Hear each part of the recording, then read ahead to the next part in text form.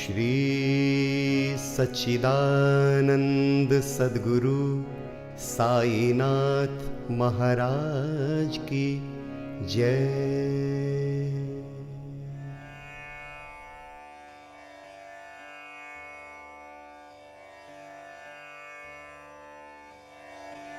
श्री साईं सचरित्र अध्याय 13।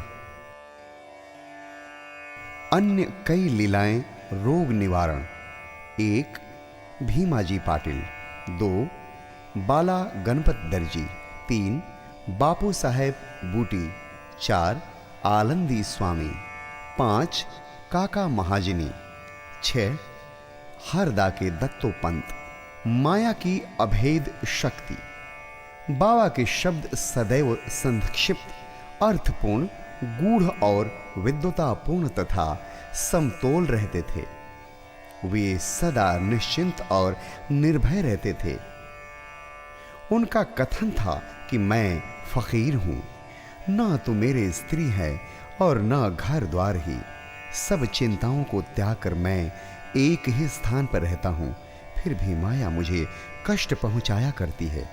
मैं स्वयं को तो भूल चुका हूं, परंतु माया मुझे नहीं भूलती, क्योंकि वह मुझे अपने चक्र में फंसा लेती है। श्री हरि की यह माया ब्रह्मादि को भी नहीं छोड़ती, फिर मुझ सरीखे फकीर का तो कहना ही क्या है। परंतु जो हरि की शरण लेंगे वे उनकी कृपा से माया जाल से मुक्त हो जाएंगे। इस प्रकार बाबा ने माया की शक्ति का परिचय दिया। भगवान श्री कृष्ण भागवत में उद्धव से कहते हैं कि संत मेरे जीवित स्वरूप हैं, और बाबा का भी कहना यही था कि वे भाग्यशाली जिनके समस्त पाप नष्ट होने हों, वे ही मेरी उपासना की ओर अग्रसर होते हैं। यदि तुम केवल साईं साईं का ही स्मरण करोगे तो मैं तुम्हें भवसागर से पार उतार दूंगा। इन शब्दों पर विश्वास करो, तुम्हें अवश्य लाभ होगा। मेरी पूजा के निमित्त कोई सामग्री या अष्टांग योग की भी आवश्यकता नहीं है, मैं तो भक्ति में ही निवास करता हूँ। अब आगे देखिए कि अनाश्रितों के आश्रयदाता साईं ने भक्तों के कल्याणार्थ क्या क्या दिया। भीमाजी पाटिल सत्य साईं व्रत। नारायणगांव, तालुका जुन्नर, जिला पूना के एक महानुभाव भीमाजी पाटिल को सन 1909 में वक्षस्थल में एक भयंकर रोग हुआ, जो आगे चलकर क्षय रोग में परिणत हो गया। उन्होंने अनेक प्रकार की चिकित्सा की, परंतु कुछ लाभ न हुआ। अंत में हताश होकर उन्होंने भगवान से प्रार्थना की, हे नारायण, हे प्रभु, मुझ अनाथ की कुछ सहायता करो। यह तो विदित ही है कि जब हम सुखी रहते हैं तो भगवत स्मरण नहीं करते, परंतु जो ही दुर्भाग्य घेर लेता है और दुर्दिन आते हैं तभी हमें भगवान की याद आती है। इसलिए भीमा जी ने भी ईश्वर को पुकारा। उन्हें विचार आया कि क्यों न साईं बाबा के परम भक्त श्री नाना साहेब चांदोरकर से इस विषय में परामर्श लिया जाए, और इसी हेतु उन्होंने अपनी स्थिति पूर्ण विवरण सहित उनके पास लिख भेजी और उचित मार्गदर्शन के लिए प्रार्थना की। प्रत्युत्तर में श्री नाना साहेब ने लिख दिया कि अब तो केवल एक ही उपाय शेष है, और वह है साईं बाबा के चरण कमलों की शरणागति। नाना साहेब के वचनों पर विश्वास कर उन्होंने शिरडी प्रस्थान की तैयारी की। उन्हें शिरडी में लाया गया और मस्जिद में ले जाकर लिटाया गया। श्री नाना साहेब और श्यामा भी इस समय वहीं उपस्थित थे। बाबा बोले, यह पूर्व जन्म के बुरे कर्मों का ही फल है, इस कारण मैं इस झंझट में नहीं पड़ना चाहता। यह सुनकर रोगी अत्यंत निराश होकर करुणा पूर्ण स्वर में बोला कि मैं बिल्कुल निसहाय हूँ और अंतिम आशा लेकर आपके श्री चरणों में आया हूँ। आपसे दया की भीख मांगता हूँ। हे दीनों के शरण, मुझ पर दया करो। इस प्रार्थना से बाबा का हृदय द्रवित हो आया और वे बोले कि अच्छा ठहरो, चिंता न करो, तुम्हारे दुखों का अंत शीघ्र होगा। कोई कितना भी दुखित और पीड़ित क्यों न हो, जैसे ही वह मस्जिद की सीढ़ियों पर पैर रखता है वह सुखी हो जाता है। मस्जिद का फकीर बहुत दयालु है और वह तुम्हारा रोग भी निर्मूल कर देगा। वह तो सब पर प्रेम और दया रखकर रक्षा करता है। रोगी को हर 5वें मिनट पर खून की उल्टियां हुआ करती थी, परंतु बाबा के समक्ष उसे कोई उल्टी न हुई। जिस समय से बाबा ने अपने श्रीमुख से आशा और दयापूर्ण शब्दों में उक्त उद्गार प्रकट किए, उसी समय से रोग ने भी पलटा खाया। बाबा ने रोगी को भीमाबाई के घर में ठहरने को कहा। यह स्थान इस प्रकार के रोगी को सुविधाजनक और स्वास्थ्यप्रद तो न था, फिर भी बाबा की आज्ञा कौन टाल सकता था। वहां पर रहते हुए बाबा ने 2 स्वप्न देकर उसका रोग हरण कर लिया। पहले स्वप्न में रोगी ने देखा कि वह एक विद्यार्थी है और शिक्षक के सामने कविता मुखाग्र न कर सकने के दंड स्वरूप बेंतों की मार से असहनीय कष्ट भोग रहा है। दूसरे स्वप्न में उसने देखा कि कोई हृदय पर नीचे से ऊपर और ऊपर से नीचे की ओर पत्थर घुमा रहा है, जिससे उसे असह्य पीड़ा हो रही है। स्वप्न में इस प्रकार कष्ट पाकर वह स्वस्थ हो गया और घर लौट आया। फिर वह कभी कभी शिरडी आता और साईं बाबा की दया का स्मरण कर साष्टांग प्रणाम करता था। बाबा अपने भक्तों से किसी वस्तु की आशा न रखते थे। वे तो केवल स्मरण, दृढ़ निष्ठा और भक्ति के भूखे थे। महाराष्ट्र के लोग प्रति पक्ष या प्रति मास सदैव सत्यनारायण का व्रत किया करते हैं, परंतु अपने गांव पहुंचने पर भीमाजी पाटिल ने सत्यनारायण व्रत के स्थान पर एक नया ही सत्य साईं व्रत प्रारंभ कर दिया। बाला गणपत दर्जी, एक दूसरे भक्त जिनका नाम बाला गणपत दर्जी था, एक समय जीर्ण ज्वर से पीड़ित हुए। उन्होंने सब प्रकार की दवाइयां और काढ़े लिए, परंतु इनसे कोई लाभ न हुआ। जब ज्वर तिल मात्र भी न घटा तो वे शिरडी दौड़े आए और बाबा के श्री चरणों की शरण ली। बाबा ने उन्हें विचित्र आदेश दिया कि लक्ष्मी मंदिर के पास जाकर काले कुत्ते को थोड़ा सा दही और चावल खिलाओ। वे यह समझ न सके कि इस आदेश का पालन कैसे करें। घर पहुंचकर चावल और दही लेकर वे लक्ष्मी मंदिर पहुंचे, जहां उन्हें एक काला कुत्ता पूंछ हिलाते हुए दिखा। उन्होंने वह चावल और दही उस कुत्ते के सामने रख दिया, जिसे वह तुरंत ही खा गया। इस चरित्र की विशेषता का वर्णन कैसे करूं कि उपर्युक्त उपाय करने मात्र से ही बाला दर्जी का ज्वर हमेशा के लिए जाता रहा। बापू साहेब बूटी। श्रीमान बापू साहेब बूटी एक बार अम्लपित्त के रोग से पीड़ित हुए। उनकी अलमारी में अनेक औषधियां थीं, परंतु कोई भी गुणकारी न हो रही थी। बापू साहेब अम्लपित्त के कारण अति दुर्बल हो गए और उनकी स्थिति इतनी गंभीर हो गई कि वे अब मस्जिद में जाकर बाबा के दर्शन करने में भी असमर्थ थे। बाबा ने उन्हें बुलाकर अपने सम्मुख बिठाया और बोले, सावधान, अब तुम्हें दस्त न लगेंगे।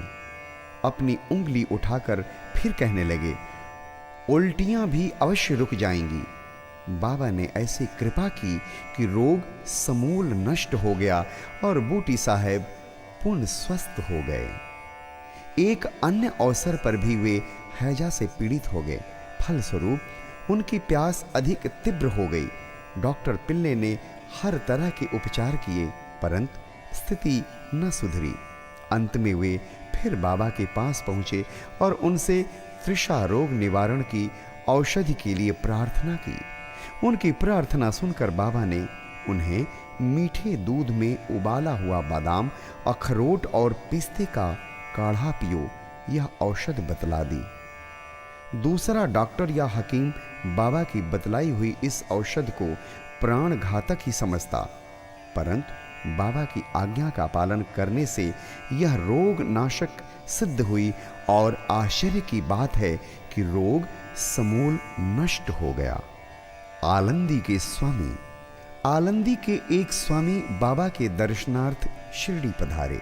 उनके कान में असह्य पीड़ा थी, जिसके कारण उन्हें एक पल भी विश्राम करना दुष्कर था।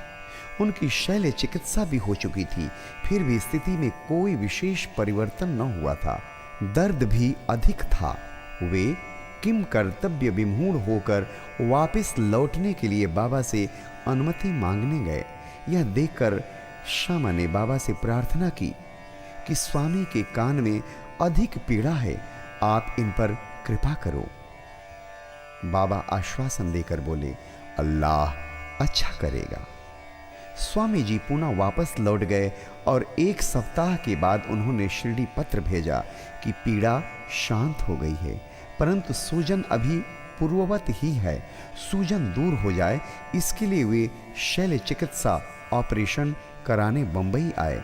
शल्य चिकित्सा विशेषज्ञ सर्जन ने जांच करने के बाद कहा कि शल्य चिकित्सा ऑपरेशन की कोई आवश्यकता नहीं। बाबा के शब्दों का गूढ़ार्थ हम निरे मूर्ख क्या समझें। काका महाजनी नाम के एक अन्य भक्त को अतिसार की बीमारी हो गई। बाबा का सेवा क्रम कहीं टूट न जाए, इस कारण वे 1 लोटा पानी भरकर मस्जिद के एक कोने में रख देते थे ताकि शंका होने पर शीघ्र ही बाहर जा सकें।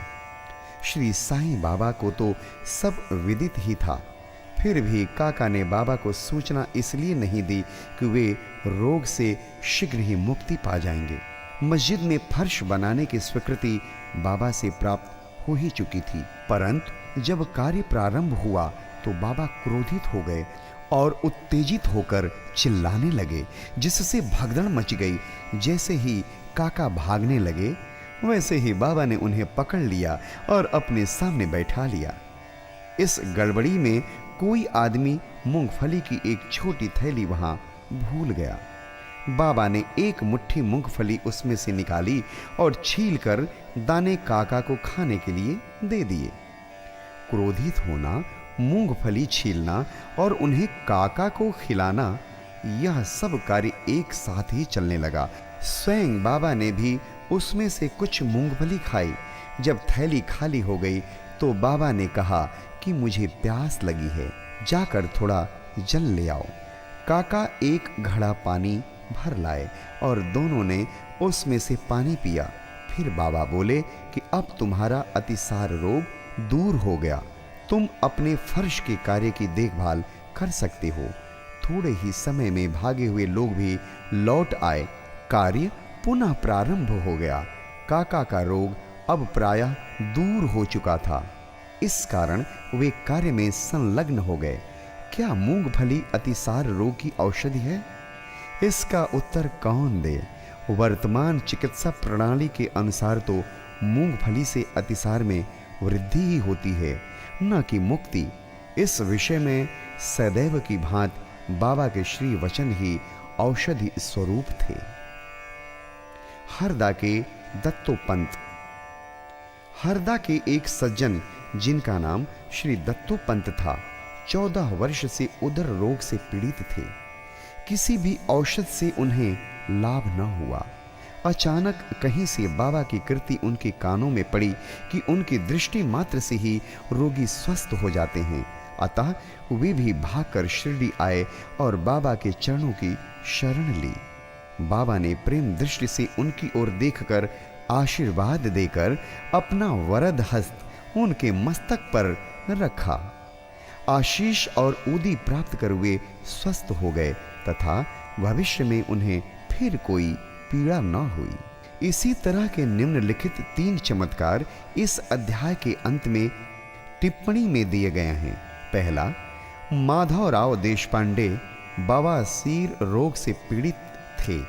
बाबा की आज्ञा अनुसार सोनामुखी का काढ़ा सेवन करने से वे निरोग हो गए। 2 वर्ष पश्चात उन्हें पुनः वही पीड़ा उत्पन्न हुई। बाबा से बिना परामर्श लिए वे उसी काढ़े का सेवन करने लगे। परिणाम यह हुआ कि रोग अधिक बढ़ गया, परंतु बाद में बाबा की कृपा से शीघ्र ही ठीक हो गया। दूसरा, काका महाजनी के बड़े भाई गंगाधर पंत को कुछ वर्षों से सदैव उदर में पीड़ा बनी रहती थी। बाबा की कृति सुनकर वे भी शिरडी आए और आरोग्य प्राप्ति के लिए प्रार्थना करने लगे। बाबा ने उनके उदर को स्पर्श कर कहा, अल्लाह अच्छा करेगा। इसके पश्चात तुरंत ही उनकी उदर पीड़ा मिट गई और वे पूर्णतः स्वस्थ हो गए। तीसरा, श्री नाना साहेब चांदोरकर को भी एक बार उदर में बहुत पीड़ा होने लगी।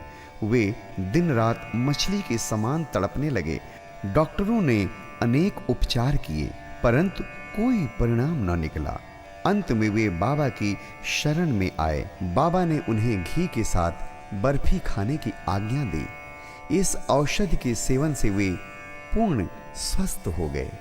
इन सब कथाओं से यही प्रतीत होता है कि सच्ची औषधि जिससे अनेकों को स्वास्थ्य लाभ हुआ, वह बाबा के केवल श्री मुख से उच्चारित वचनों एवं उनकी कृपा का ही प्रभाव था। श्री सद्गुरु साईनाथार्पणमस्तु। शुभम भवतु। सप्ताह पारायण द्वितीय विश्राम।